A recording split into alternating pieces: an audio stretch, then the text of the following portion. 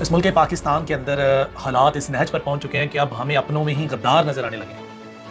خیر وہ شخص کلیم کرتے ہیں کہ ان کو اپنی تنخواہ لینے کے لیے گئے ہیں، وہ وہاں بیٹھے رہے ہیں، ان کو اٹھایا گیا، ان کو کپڑا منہ پہ ڈالا گیا، اٹھا کر لے گئے ہیں، نامعلوم جگہ پر لے گئے ہیں، وہاں لے جا کر ان کے ہاتھ پاؤں باندھے گئے ہیں، کبھی ان کو الٹا لٹکایا گیا، کبھی سیدھا لٹکایا گیا، کبھی بدتمیزی کی گئی ہے، اور انہیں بارہا یہ کہا گیا کہ بولیں جی ایکس وائی زیڈ ایک نامی شخص ہیں جو پولیٹیکل شخص ہیں، میں ان کا نام ابھی یہاں نہیں لینا چاہتا کیونکہ ہم اس بحث کو کسی پارٹی سے اپلیٹ نہیں کرنا چاہتے، اور ہم اس بحث کو اور اس بات کو ایک عام شخص تک رکھنا چاہتے ہیں، ایک نجی پارٹی کہہ لیجیے تو مناسب ہوگا۔ انہیں بولا گیا کہ کسی فلاں شخص کا نام لے اور بولیں اسے آپ نے کک بیکس لے رکھی ہیں،